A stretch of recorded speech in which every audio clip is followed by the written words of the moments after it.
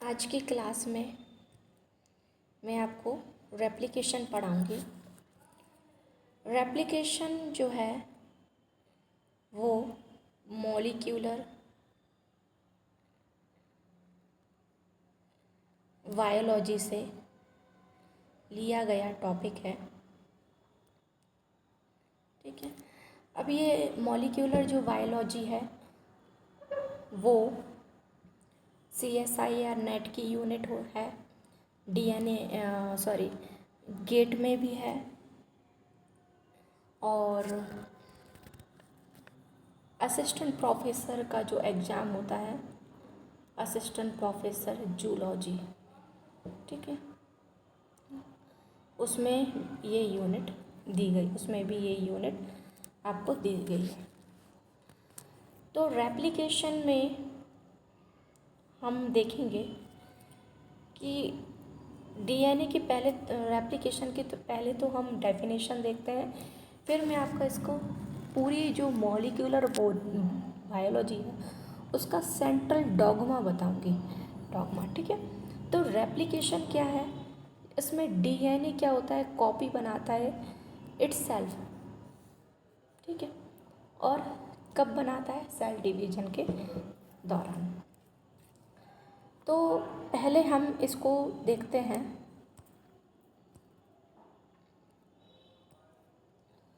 सबसे पहले तो हम इसका क्या देखेंगे, डॉगमा, ठीक है। सेंट्रल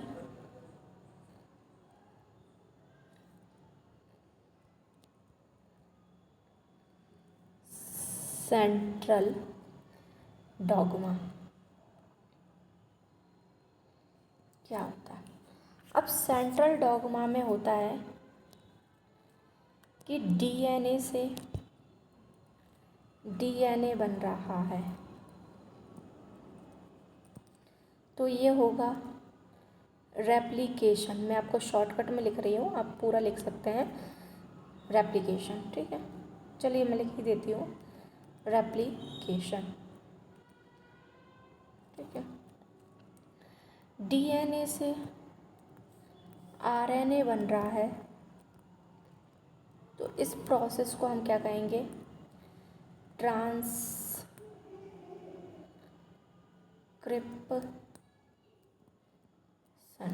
ठीक।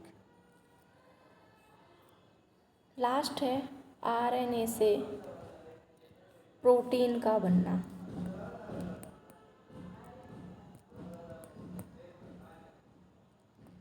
ठीक है। RNA से प्रोटीन का बनना ये होता है ट्रांसलेशन, ठीक।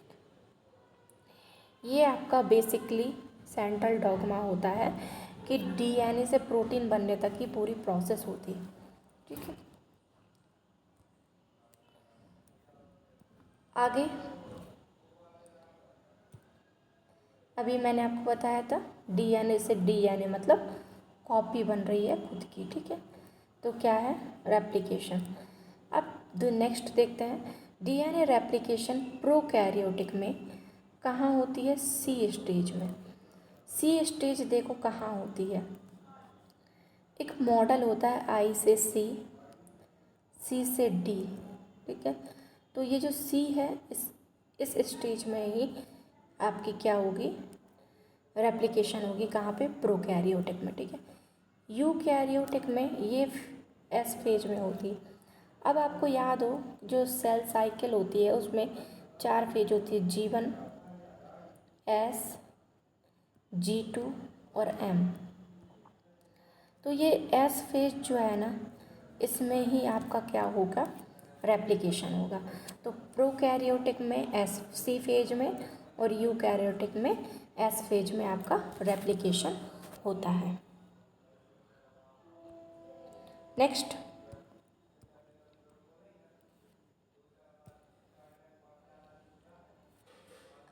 अब हम इसमें जो प्रोकैरियोटिक और यूकैरियोटिक में जो DNA रेप्लिकेशन हो रहा है उसके बीच में हम क्या देखेंगे, अब सिमिलरिटीज़ देखेंगे, ठीक है। किसमें, प्रोकैरियोटिक और यूकैरियोटिक के बीच में, ठीक। पहली है बाई डायरेक्शनल प्रोसेस है, कोशिश करते हैं इसको समझने की। बाई डायरेक्शनल प्रोसेस है। दूसरा सेमी कंजर्वेटिव है। तीसरा 5 प्राइम टू 3 प्राइम डायरेक्शन है। फिर टेम्पलेट डिपेंडेंट है, सेमी डिसकंटिन्यूअस है, और इनिशिएशन जो होता है रेप्लिकेशन का फ्री 3 प्राइम OH ग्रुप पर होता है। ये कुछ इसके पॉइंट हैं, इरेज कर देती हूँ, आप नोट कर लेना।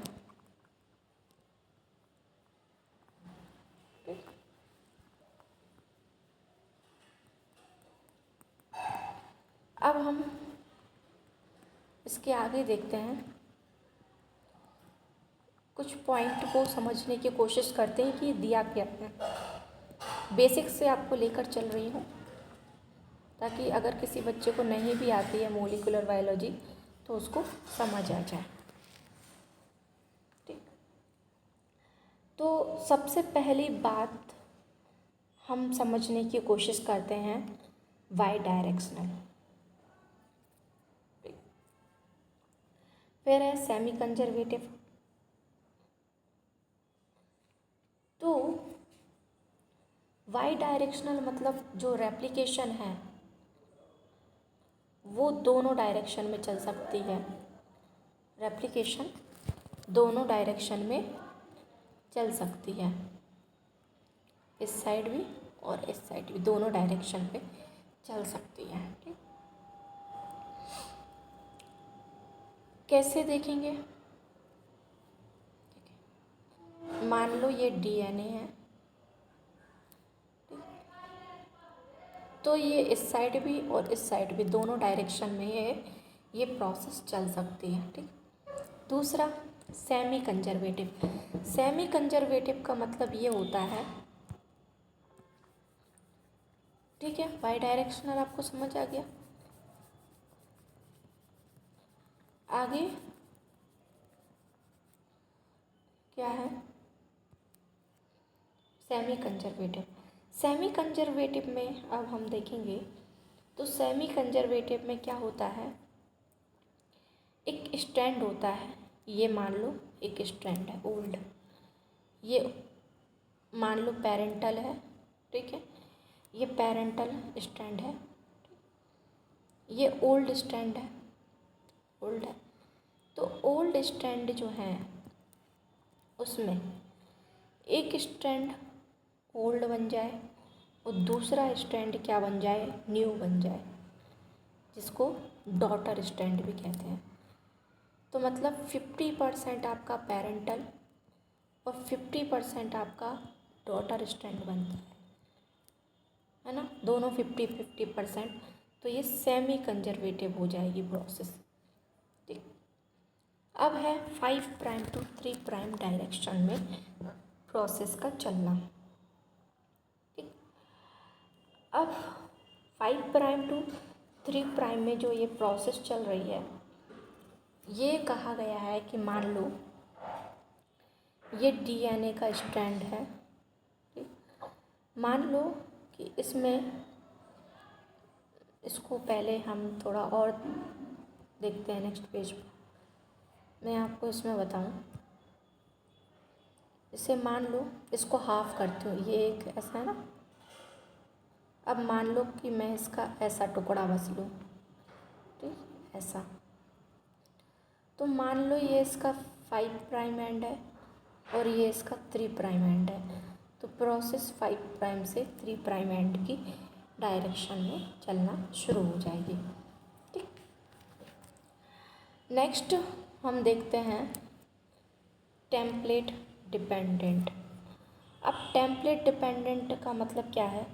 मान लो जब हम रेप्लिकेशन करेंगे, रेप्लिकेशन करते हैं तो उस रेप्लिकेशन में एक ये स्ट्रैंड है, मान लो ये 5 प्राइम टू 3 प्राइम एक स्ट्रैंड है, तो उसके ऑपोजिट में एक क्या होगा, 3 प्राइम टू 5 प्राइम का एक क्या होगा, टेम्पलेट होगा। ठीक, तो इसको हम क्या कहेंगे, टेम्पलेट। ठीक, देन आगे बढ़ते हैं। सेमी डिसकंटिन्यूअस समझने की कोशिश करते हैं। चलिए, तो सेमी डिसकंटिन्यूअस में हम बता दें आपको, तो सेमी डिसकंटिन्यूअस में क्या होता है, एक प्रोसेस होती है लीडिंग स्ट्रैंड। इसमें दो स्ट्रैंड होते हैं, एक लीडिंग और एक लैगिंग स्ट्रैंड। आगे हम इसको समझेंगे। ठीक, तो सबसे पहले, इसके पहले मैं आपको एक चीज़ ये समझाना चाहती हूँ। चलिए, पहले तो मैं आपको सेमी डिसकंटिन्यूअस ही समझा देती हूँ। सेमी डिसकंटिन्यूअस जो होता है वो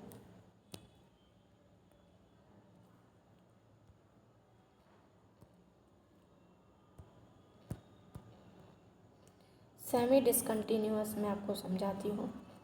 तो सेमी डिसकंटिन्यूअस जो है आपका, वो पहले देखिए लैगिंग स्ट्रैंड में होता है, लैगिंग स्ट्रैंड। ठीक, इसमें समझने की हम कोशिश करेंगे। तो ये मान लो आपका फॉर्क है। ठीक, तो मान लो एक प्रोसेस यहाँ से 5' to 3' चली आ रही है, दूसरी प्रोसेस 3' to 5' चली आ रही है। ये अगर कोई स्ट्रैंड कंटिन्यूअस है, कंटिन्यूअसली बन रहा है, तो ये होगा लीडिंग स्ट्रैंड। ऐसा याद रखो कि जो लीडर होता है वो कंटिन्यू अपने आप को इम्प्रूव करता रहता है, जिसकी वजह से वो चीज़ को लीड कर पाए। ठीक है। लैगिंग स्ट्रैंड, लैगिंग मतलब ये इस टाइप के फ्रेगमेंट बनेंगे। ठीक है, ये होगा लैगिंग स्ट्रैंड होगा। अब ये जो फ्रेगमेंट है ना, इनको हम ओकाजाकी फ्रेगमेंट कहते हैं, ओकाजाकी फ्रेगमेंट। ठीक, कहेंगे। ठीक, तो ये अब आप देखो डिसकंटिन्यूअस है ना, ब्रेक हो के बन रहे हैं ना, ये बीच बीच में गैप बने हुए हैं, इसलिए इसको सेमी डिसकंटिन्यूअस कहा गया है। ठीक, तो सेमी डिसकंटिन्यूअस किस में होता है, लैगिंग स्ट्रैंड में। आगे इनिशिएशन जो है फ्री 3' OH पर, OH ग्रुप पर होगा। ठीक, अब इसको भी हम थोड़ा समझने की कोशिश करते हैं ना। फ्री 3' OH को पहले तो मैं आपको बता दूं कि जो फ्री 3' OH होता है उसकी ज़रूरत हमें क्यों पड़ती है, इनिशिएशन करवाने। इनिशिएशन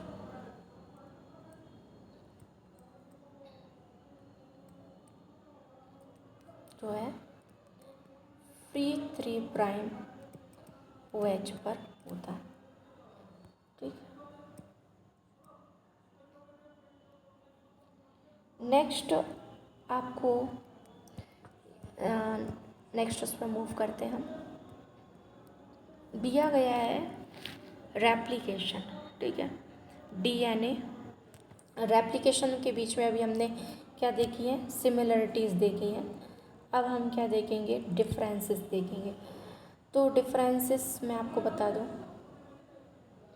पहला है प्रोकैरियोटिक जो होते हैं वो क्या होते हैं, हमेशा एक्सेसिबल होते हैं। ठीक, और जबकि यूकैरियोटिक जो होते हैं वो एक्सेसिबल डायरेक्टली नहीं होते हैं। क्यों एक्सेसिबल इसलिए नहीं होते, क्योंकि ये जो होते हैं पहले न्यूक्लियोसोम से बाइंड करते हैं। ठीक, देन इनिशिएशन करवाते हैं, इनिशिएशन होता है। ठीक, डायरेक्ट इनिशिएशन नहीं होता। नेक्स्ट रेट देखें प्रोकैरियोटिक की 500 to 1000 न्यूक्लियोटाइड पर सेकंड होते हैं, इसमें तो 50 to 100 होती। तो हम एक चीज़ ये भी देख सकते हैं, क्या नोट कर सकते हैं, जो प्रोकैरियोटिक की जो रेट होती है रेप्लिकेशन की वो हाईयर होती है देन यूकैरियोटिक। ठीक, ओरिजिन जो होता है सिंगल होता है, मतलब जो हम रेप्लिकेशन शुरू करेंगे ना, उस रेप्लिकेशन का जो ओरिजिन होगा वो प्रोकैरियोटिक में एक होगा, जबकि यूकैरियोटिक में मल्टीपल होंगे। ठीक, आगे मैं आपको जैसे जैसे बढ़ते जाएंगे मैं आपको बेसिक सारा क्लियर करते जाऊंगी, so don't worry. Chromosomal replication stop at one space. क्यों? क्योंकि देखो ओरिजिन इसका क्या है, एक है ना, एक ओरिजिन है ना, इसलिए अगर प्रोसेस स्टॉप होगी भी तो वो एक स्पेसिफिक लोकेशन पे ही स्टॉप होगी, क्योंकि एक ओरिजिन है। अगर हम ओरिजिन को ही अगर हम स्टॉप कर देंगे तो क्रोमोसोमल ये रेप्लिकेशन रुक जाएगा। जबकि जो मल्टीपल है ना, यूकैरियोटिक में मल्टीपल ओरिजिन है, तो इसमें जो यूकैरियोटिक में है क्या होता है, स्टॉप होती है उन सभी ऑल दोज लोकस जहाँ पर दो रेप्लिकेशन फॉर्क जो हैं एक दूसरे से मिल रहे हैं। ठीक, दूसरा मल्टीपल राउंड रेप्लिकेशन होती है और इसमें एक बार ही होती है। ठीक, आगे बढ़ते हैं।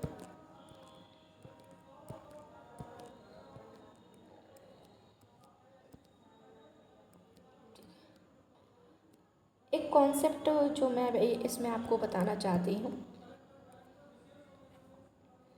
वो कॉन्सेप्ट ये होता है कि जो लीनियर क्रोमोसोम होता है, सॉरी, इस कॉन्सेप्ट को हम बाद में देखेंगे। पहले मैं आपको एक कॉन्सेप्ट बताती हूँ कि प्रोकैरियोटिक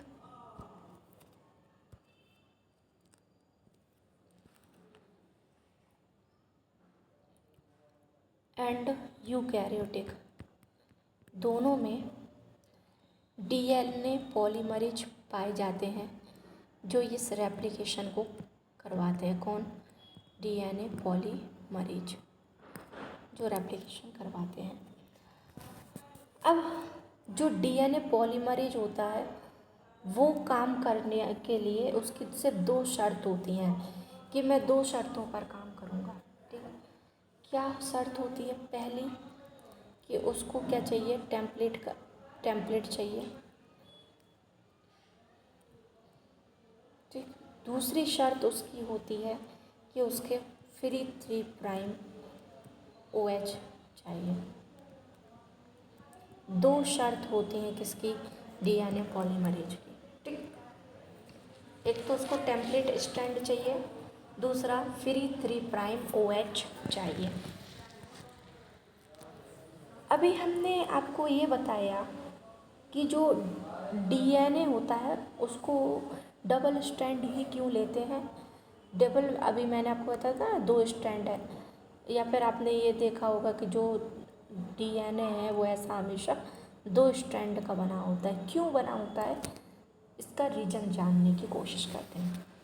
मान लो हमने एक लीनियर डीएनए लिया, सिंगल स्ट्रैंडेड, लीनियर है, लीनियर है और सिंगल स्ट्रैंडेड है। ठीक, अगर ऐसा लीनियर बस लिया तो इसके पास फ्री 3' OH तो होगा, लेकिन टेम्पलेट जो है वो इसके पास नहीं होता है। ठीक, अगर हम यहाँ पे सर्क्यूलर लें, वो भी सिंगल स्ट्रैंड लें, सिंगल स्ट्रैंड मतलब मेनली रीज़न ये देखो कि हमने डबल स्ट्रैंड ही क्यों लिया, सिंगल स्ट्रैंड क्यों नहीं दिया। अगर हम सिंगल स्ट्रैंड लीनियर ले रहे हैं तो उसके पास फ्री 3' OH है लेकिन टेम्पलेट नहीं है। ठीक, अगर हम सर्क्यूलर ले रहे हैं सिंगल स्ट्रैंड में तो उसका ऑपोजिट हो जाएगा क्या, कि टेम्पलेट तो होगा, टेम्पलेट तो होगा लेकिन फ्री 3' OH क्या है, नहीं होगा। ठीक, अब नेक्स्ट हम देखते हैं क्या, पार्शियली, पार्शियली मतलब 50-50%। ठीक, डबल स्ट्रैंड डीएनए। तो तो इसके पास मतलब पार्शियली 5 प्राइम टू 3 प्राइम और 3 प्राइम टू 5 प्राइम, तो ये ओरिजिनल हो गया और ये आपका क्या हो गया, टेम्पलेट हो गया। ठीक, तो इसमें आपको दोनों चीज़ मिल गई, एक तो टेम्पलेट भी मिल गया और इसमें आपको फ्री 3 प्राइम OH भी मिल जाएगा। ठीक है, क्यों मिल जाएगा, क्योंकि ये जो ऊपर वाला है ना 5 प्राइम टू 3 प्राइम, ये शिफ्ट वगैरह होने लगते हैं धीरे धीरे, तो फ्री 3 प्राइम OH भी मिल जाता है, या फिर न्यूक्लियोटाइड अलग हो जाए, है ना। तो एक ये प्रोसेस हो गई, ये प्रोसेस हो गई। आगे आज की क्लास को मैं यहीं वाइंड अप करती हूँ। आगे के कॉन्सेप्ट, ये वैसे तो बहुत बड़ा टॉपिक है ना, तो धीरे धीरे हम आगे समझेंगे इसमें। एक चीज़ मैं, चलिए इसको, एक कॉन्सेप्ट और रह गया इसी से रिलेटेड, मैं आपको नेक्स्ट क्लास में आगे कंटिन्यू करती हूँ। अभी तो काफ़ी लेक्चर्स रहेंगे इसके, क्योंकि मैं आपको डिटेल में पढ़ाने वाली हूँ। और ये जो आपको मतलब आपको लग रहा होगा कि मैं आपको एक तो डीप पढ़ाने की कोशिश कर रही हूँ, और दूसरी बात, जो आपने अगर CSI या नेट का अगर एग्ज़ाम देखा हो, गेट देखा हो, या फिर जो असिस्टेंट प्रोफेसर के एग्ज़ाम्स भी है ना, तो CSI नेट में पार्ट B जो होता है ना, उसमें क्या होता है, डायरेक्ट क्या होता है, आपको डायरेक्ट आपको मतलब कॉन्सेप्ट पर फोकस नहीं किया जाता है ना। तो कॉन्सेप्ट पर फोकस तो ज़्यादा नहीं किया जा रहा है, तो आप ये भी मान सकते हैं, अगर आपको ये लग रहा है कि ज़्यादा डीप नहीं हो रहा है, तो आप पार्ट B के लिए इसको रख सकते हैं। ठीक है, तो आज की क्लास हम यहीं वाइंड अप करते हैं।